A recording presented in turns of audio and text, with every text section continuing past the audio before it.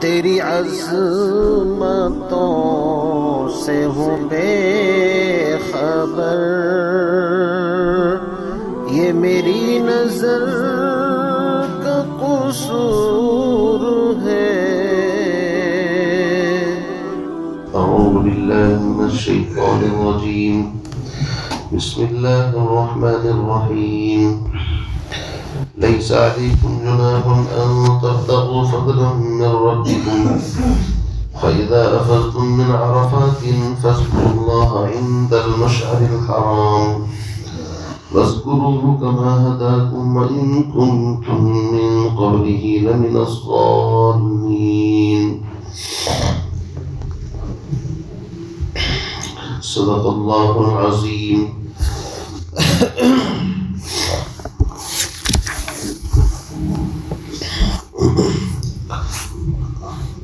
حج کے مسائل اور اس کے احکام، ان کا تذکرہ چل رہا ہے۔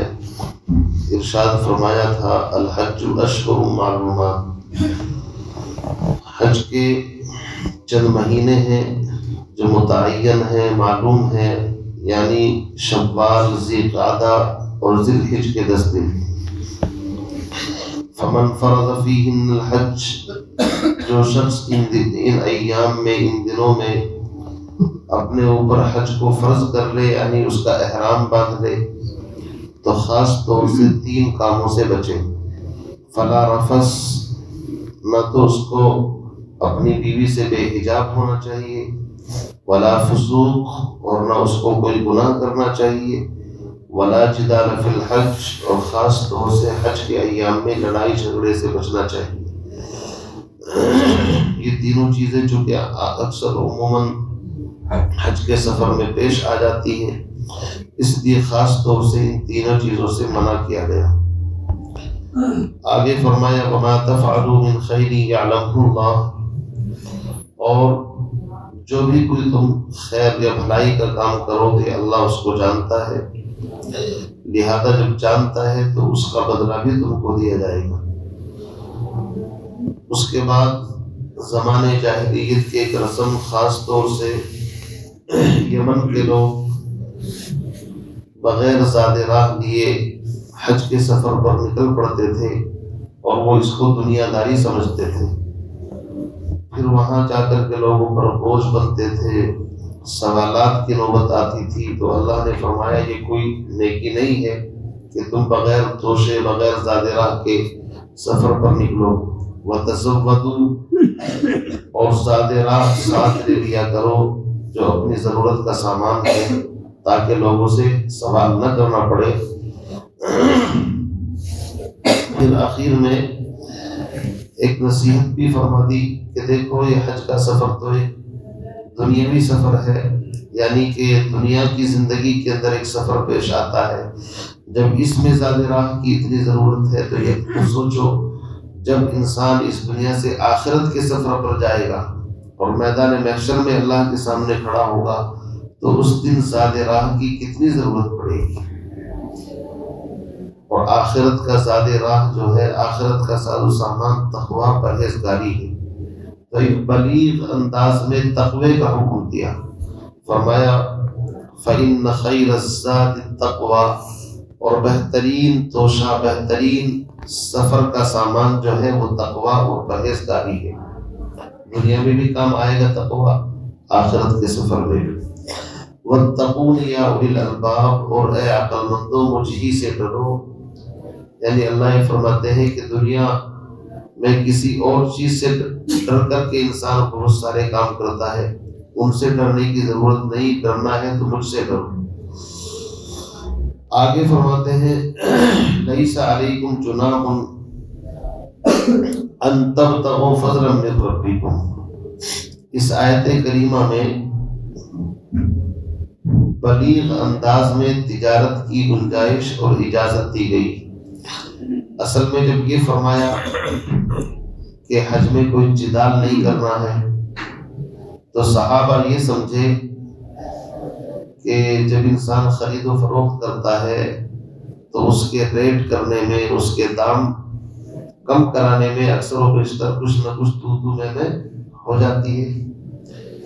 اس لیے صحابہ نے، جن کی طبیعت کے اندر یہ بات رچی بسی تھی کہ وہ تقویٰ اس کی حقیقت کی تلاش میں رہتے تھے، تو حضرات صحابہ کرام نے اس سے کنارہ کشی کی۔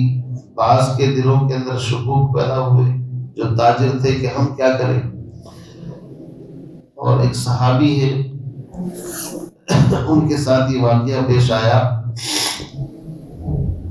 انہوں نے مسئلہ پوچھا حضرت عبداللہ ابن عمر رضی اللہ تعالیٰ عنہ سے، حضرت عمر کے صاحبزادے ہیں عبداللہ ابن عمر، کہ حضرت میں پہلے سے یہ کام کرتا ہوں کہ اپنے اونٹ کرائے پر دیتا ہوں حاجیوں کو، اور میں بھی ساتھ رہتا ہوں، تو میں بھی عرفات میں، مزدلفہ میں، ساری چیزوں میں بھی جاتا ہوں، سب جگہ پر، لیکن لوگ مجھے طعنہ دیتے ہیں کہ تیرا حج نہیں ہوا۔ تو کیا میرا حج ہوا یا نہیں ہوا؟ حضرت عبداللہ بن عمر رضی اللہ تعالیٰ عنہ نے فرمایا کہ یہی سوال ایک آدمی نے نبی علیہ السلام سے پوچھا، اور میں اس وقت موجود تھا، آپ خاموش ہو گئے، یہاں تک کہ قرآن پاک کی یہ آیت لیس علیکم جناح ان تبتغوا فضلا من ربکم نازل ہوئی، اور اس آیت کے اندر یہ فرمایا کہ اگر تم اس سفر میں کوئی دنیاوی تجارت کر لو تو اس میں تم پر کوئی حرج، کوئی نقصان، کوئی گناہ نہیں۔ مقصد یہ ہے کہ حج کے سفر کے اندر اگر مقصود تجارت نہیں ہونی چاہیے، مقصود تو حج اور عمرہ کرنا ہے، لیکن اگر موقع مل گیا اور حج عمرے میں کوئی نقصان نہیں ہے، تو اگر آپ نے تجارت کر کے نفع اٹھا لیا تو اس میں کوئی حرج، کوئی گناہ نہیں ہے۔ اس آیت سے بات سمجھ میں آتی ہے کہ تجارت کی ترغیب نہیں دی جا رہی کہ تجارت ہی کے لیے سفر کرو۔ مسئلہ یہ ہے سفر تو خالص اللہ کی رضا اور عبادت کے لیے کرنا ہے، لیکن اگر ضمناً کوئی تجارت کا موقع مل گیا اور کسی نے کر لی تو اس میں کوئی حرج اور گناہ نہیں ہے۔ فرمایا لیس علیکم جناح، نہیں ہے تم پر کوئی گناہ، یعنی آیت یہ نہیں کہہ رہی کہ تم تجارت کرو ہی کرو، اسی کام سے سفر کرو، مقصد یہ نہیں ہے۔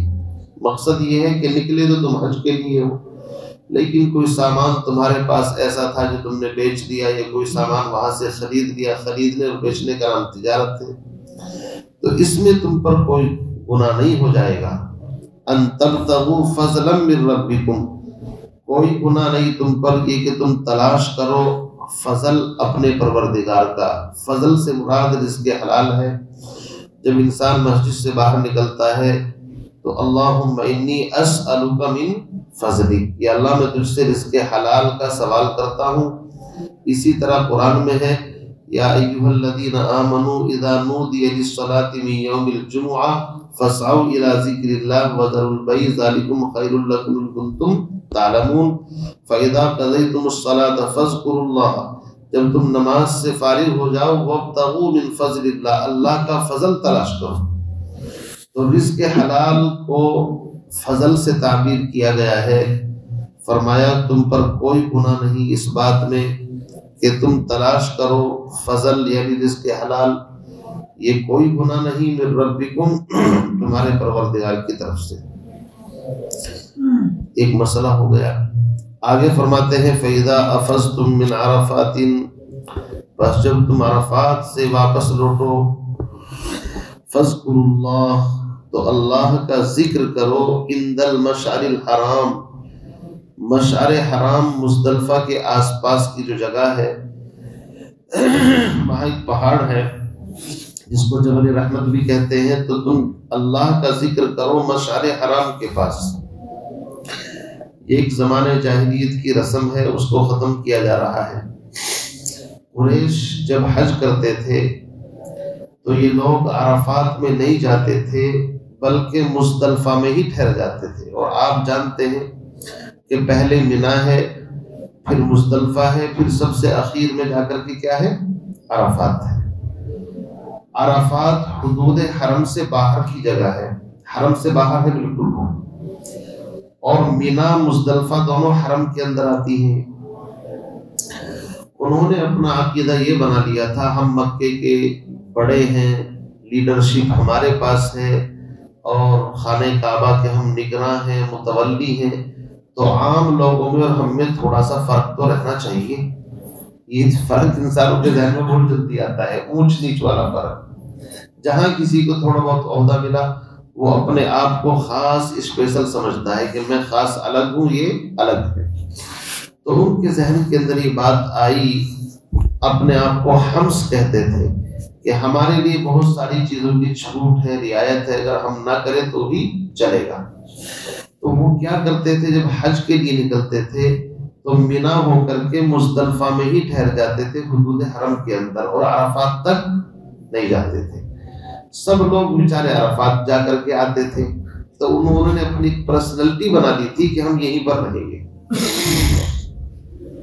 اللہ فرماتے ہیں یہ بات غلط ہے، تمہیں چاہیے کہ تم وہیں سے واپس لوٹو جہاں سے سب لوگ واپس لوٹتے ہیں، یعنی پہلے مینا 8 تاریخ کو، پھر 9 تاریخ کے لیے کہاں نکل جاؤ، عرفات کے لیے، اور زوال سے لے کر کے سورج غروب ہونے تک وہیں پر رہنا ہے عرفات کے اندر۔ اور 2 نمازیں اکٹھی پڑھی جاتی ہے عرفات میں۔ اگر خیموں میں پڑھتے ہیں تو اپنے اپنے وقت میں پڑھتے ہیں، امام کے پیچھے پڑھتے ہیں تو ایک ہی وقت میں 2 نمازیں پڑھی جاتی ہیں۔ پھر رات کو مزدلفہ میں آ کر کے ٹھہرنا ہوتا ہے، اور صبح صادق سے لے کر کے طلوع آفتاب سے تھوڑا پہلے تک ٹھہرنا مستحب ہے۔ وہاں کیا کرتے ہیں، بڑی گڑبڑیں ہوتی ہے، رات میں بیچارے آئیں گے، عشاء کی اور مغرب کی نماز مزدلفہ میں پڑھیں گے، ابھی صبح صادق ہونے بھی نہیں پائے گی کہ وہاں سے لوگوں کو چلتا کرنا شروع کر دیں گے۔ حالانکہ صبح صادق جب ہوتی ہے، یعنی جس وقت سحری ختم ہوتی ہے اس سے بعد سے لے کر کے، اور جب سورج نکلتا ہے اس سے کچھ 5-7 منٹ پہلے تک ٹھہرنا وہاں پر مستحب اور افضل ہے۔ اس کا مطلب یہ ہوا کہ صبح صادق سے لے کر کے طلوع آفتاب سے پہلے تک وہاں پر وقوف مزدلفہ کریں، اور سورج نکلنے سے کچھ 5-7 منٹ پہلے مزدلفہ چھوڑ کر کے پھر مینا کی طرف چلے، چونکہ قربانی کرنی ہے، بہت سارے کام کرنے ہوتے ہیں۔ تو بہرحال وہ تو ایک اپنے موضوع وقت پر ہم بتائیں گے آپ کو انشاءاللہ۔ یہاں پر تو ان کی اس رسم کو ختم کیا جا رہا ہے کہ تم عرفات جاؤ۔ اچھا، عرفات کو عرفات کیوں کہتے ہیں، اس کی بہت ساری وجہ ہے۔ ایک تو یہ ہے کہ وہاں آدم علیہ السلام اور حضرت حوا کی آپس میں ملاقات ہوئی، جو وہ جنت سے نیچے اتارے گئے تھے، اس لیے اس کو عرفہ کہتے ہیں۔ بعض کہتے ہیں حضرت جبریل نے سارے مقامات دکھائے، یہ مزدلفہ ہے، یہ فلاں ہے، یہ فلاں ہے، یہاں یہ کرنا ہے، وہ کرنا ہے۔ تو مقام عرفات میں پہنچ کر کے آپ علیہ السلام نے فرمایا عرفت، میں نے یہ سارے احکامات کو سیکھ لیا، جان لیا، پہچان لیا، یعنی انہوں نے اقرار کیا اس جگہ پر، اس لیے اس کو عرفہ کہتے ہیں۔ اور بھی بہت ساری حکمتیں لکھی ہیں۔ بعض کہتے ہیں کہ جو جدہ عربی زبان میں دادی کو کہتے ہیں، جدہ نہیں، لفظ جدہ ہے، کہ وہاں پر حضرت اما حوا کا چونکہ مطلب اس کو اتارا گیا تھا، اس لیے اس شہر کا نام ہی بدلتے بدلتے اب تو جدہ کر دیا ہے، ورنہ وہ اصل لفظ جدہ ہے، عربی زبان میں جدہ دادی کو کہتے ہیں۔ تو یہ سب اصطلاحات کسی اور نام جو پڑھتے ہیں کوئی نہ کوئی خاص وجہ بھی ہوتی ہے۔ تو اب ان قریشیوں سے کہا جا رہا ہے کہ دیکھو وقوف عرفہ حج کا اتنا بڑا رکن ہے، اگر کوئی آدمی سفر کرے اور وقوف عرفہ 1 منٹ کے لیے بھی میدان عرفات کے اندر نہ پہنچے تو اس کا حج ہی نہیں ہوگا، یہ دھیان رکھیے۔ اس لیے اگر بیمار آدمی ہوتا ہے تو وہاں کے جو حجاج خدمت کرنے والے ہوتے ہیں حاجیوں کی، وہ اس کو وقوف عرفہ ضرور کراتے ہیں، چاہے ایمبولینس میں لے کر کے جائیں اس کو۔ بہت سی عورتوں کی ڈلیوری بچے ہوتے ہیں تو ان کو بھی چاہے وہ کسی بھی حالت میں لے کر کے جائیں، وقوف عرفہ سے گزار دیتے ہیں تاکہ حج ہو جائے۔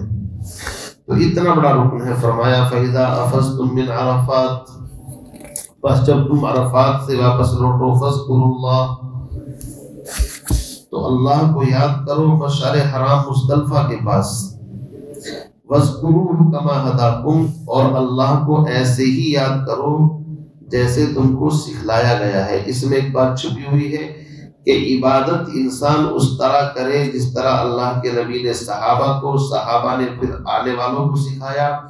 عبادت میں اپنی طرف سے یہ سوچ کر کے کہ اگر میں ایسا کر لوں گا تو ثواب زیادہ ملے گا، اس کا نام کیا ہے؟ بدعت۔ یہ تو بدعت بنتی ہے نا دین کے اندر اضافہ۔ اسی لیے ہم کہتے ہیں اذان سے پہلے کوئی درود نہیں ہے۔ اذان سے پہلے درود اگر ہوتا تو صحابہ پڑھتے، صحابہ تو زیادہ ہوشیار تھے نہیں تھے دین کے، یا ہم زیادہ ہوشیار ہیں؟ تو جو کام صحابہ نہیں کر رہے وہ ہم کریں گے تو یہ تو گڑبڑ ہوتی ہے۔ اللہ فرما رہا ہے وَاذْكُرُوهُ، اللہ کو ایسے یاد کرو، ایسے پکارو، کما ہداکم، جیسے ہم نے تم کو بتلایا ہے، ہدایت دی ہے، اس کے علاوہ اپنی عقل سے طریقے نہ گھڑو، بات سیدھی ہے۔ اب بدعتی کیا کرتا ہے؟ اپنی طرف سے بھائی قبر پہ اذان دیں گے تو بھائی شیطان بھاگ جائے گا، کیوں بھائی؟ شیطان وہاں آتا ہے، فرشتے آتے ہیں وہاں پر سوال کرنے کے لیے، شیطان تھوڑی آتا ہے قبر کے پاس۔ شیطان تو موت کے وقت پریشان کرتا ہے تاکہ اس کا خاتمہ ایمان پر نہ ہو۔ جب مر گیا پھر تو قبر میں 3 سوال ہوتے ہیں، من ربو کا، ما دینو کا، من نبیو کا، اور شیطان تو اذان کو سن کر کے بھاگتا ہے۔ تو اس طرح کی چیزیں اپنی طرف سے گھڑنا یہ سب بے دینی ہے۔ انسان اتنی عبادت کرے جتنی عبادت نبی نے صحابہ نے آگے امت کو سکھائی ہے۔ اس ایک جملے کے اندر ہی بہت ساری باتیں چھپی ہوئی ہیں۔ وَاذْكُرُوهُ كَمَا هَدَاكُمْ، آگے فرمایا وَإِن كُنتُم مِّن قَبْلِهِ لَمِنَ الضَّالِّينَ، اور اس سے پہلے تم لوگ ناسمجھ تھے، یعنی تمہیں سمجھ نہیں تھی کہ حج کے احکام ارکان کس طریقے سے کرنے ہیں۔ اگر ترجمہ کرے اور اس سے پہلے تم لوگ گمراہوں میں سے تھے، بعد نے اس کا ترجمہ یہ کیا یعنی تمہیں ایمان کی توفیق دے کر کے اللہ نے ہدایت دے دی، یہ بھی مطلب ہو سکتا ہے۔ دوسرا مطلب یہ ہوتا ہے ضالین کا مطلب ہوتا ہے جس طرح گمراہ، ایسے ہی جس کے پاس علم نہ ہو اس کو بھی ضال کہتے ہیں، یعنی تم حج کے احکام نہیں جانتے تھے، ہم نے تم کو سکھا دیا۔ اب پھر ان کو ترغیب دی جا رہی ہے ثم افیضوا من حیث افاض الناس، اے قریش تم وہیں سے واپس لوٹو جہاں سے سب لوگ واپس لوٹتے ہیں، تم اپنا اسپیشل وہ مت بناؤ کہ ہم یہیں پر رہیں گے۔ اور یاد رکھو جب حج کے احکام سے ارکان سے فارغ ہو جاؤ واستغفر اللہ سے استغفار کرو۔ عبادت انسان کتنی بھی بڑی کرے، ہر بڑی عبادت کے بعد استغفار کرنا چاہیے، کیونکہ استغفار اس عبادت کی کمی کو پورا کر دیتا ہے۔ گشت سے واپس لوٹتے وقت امیر صاحب کیا کہتے ہیں؟ جب واپس آؤ تو ساتھی استغفار کرتے ہوئے آئے، کہتے نہیں کہتے؟ کیوں؟ بہت بڑا عمل تھا تو ہم سے صحیح طریقے سے کہا ہوا بھائی گشت ہے نہیں، کمی کوتاہی رہی ہوگی، اس کی تلافی کے لیے کیا کرو؟ استغفار کرتے ہوئے آؤ۔ نماز پڑھی ہے، نماز پڑھ کر کے استغفر اللہ استغفر اللہ استغفر اللہ، کیوں؟ کہ اللہ جیسی عبادت کرنی چاہیے تھی ایسے تو ہم سے نہیں ہو سکی۔ تو استغفار کا مطلب ہوتا ہے کام کرنے کے بعد عاجزی انکساری، اور یہ اللہ کو پسند ہے۔ صبح سے شام تک مزدوری کرے، اور جب اپنے مالک سے پیسے لینے کے لیے جائے اور ہاتھ جوڑ کر کے کہے کہ مالک صاحب دیکھو مزدوری تو آپ دے رہے ہیں لیکن حقیقت میں آپ کا حق مجھ سے ادا نہیں ہوا، تو مالک کا دل خوش ہوتا نہیں ہوتا؟ یار بڑا اچھا بندہ ہے بھائی یہ تو۔ ہم بھی ایسے ہی ہیں، اللہ سے کہتے ہیں اللہ جیسی نماز پڑھنی چاہیے تھی ایسی نہیں پڑھ سکے ہیں، تیرا احسان ہے تو قبول کر لے۔ جیسا گشت کرنا چاہیے تھا ایسا نہیں ہو سکا، تیرا احسان ہے تو قبول کر لے۔ جیسا حج کرنا چاہیے تھا ایسا نہیں ہو سکا، تیرا احسان ہے تو قبول کر لے۔ اس لیے فرمایا واستغفر اللہ سے استغفار، معافی۔ ان اللہ غفور رحیم، بے شک اللہ تعالیٰ بہت زیادہ معاف کرنے والا بڑا رحیم ہے۔ تم ایک مرتبہ استغفار کرو گے اللہ کی رحمت کو جوش آئے گا، چلو بھائی تمہارا حج قبول کر دیا، جیسا بھی کیسا ہے۔ جب انسان سمندر میں چھلانگ لگا دے تو پھر تو اللہ رب العزت کہی دیتے ہیں تو تیرا غسل ہو ہی گیا۔ تو جب انسان یہاں کے سارے جھنجھٹ سے نکل کر کے وہاں پہنچتا ہے تو اللہ کہتے ہیں کہ چل میں نے تیرا حج عمرہ قبول کر لیا۔ لیکن زبان پر اکڑ نہ ہو، میں تو 10 حج کر لیے، 15 عمرے کر لیے، یہ کر لیا، نہیں۔ استغفار کا حکم ہے، بڑائی کا حکم نہیں ہے۔ جس طرح انسان گناہوں کو چھپاتا ہے ایسے ہی انسان اپنی نیکیوں کو چھپانا سیکھ لے۔ ہم نیکیوں کو ظاہر کرنا چاہتے ہیں تاکہ لوگ یہ کہیں بڑا نیک ہے بھائی، یہی خطرے کی گھنٹی ہے۔ کیوں بھائی؟ نیکی کو چھپانا چاہیے کہ ظاہر کرنا چاہیے؟ وہ تو اللہ کا کام ہے، خود ظاہر کر دیں گے جو نیک ہوگا جو بد ہوگا۔ اس لیے شیطان کے بڑے داؤں ہیں، چھوٹا سا کام نیکی کا کریں گے، اخبار میں فوٹو آنا چاہیے، لوگوں کی زبان پر تعریفی کلمے ہونے چاہیے، کیوں بھائی یہ سب باتیں غلط ہیں۔ ہم جس طرح گناہوں کو چھپاتے ہیں ایسے ہی اپنی نیکیوں کو چھپانے کی کوشش کریں، اجر بدلہ اللہ دے گا۔ سبحان اللہ و بحمدہ، سبحان اللہ و بحمدہ، اشہد ان لا الہ الا اللہ۔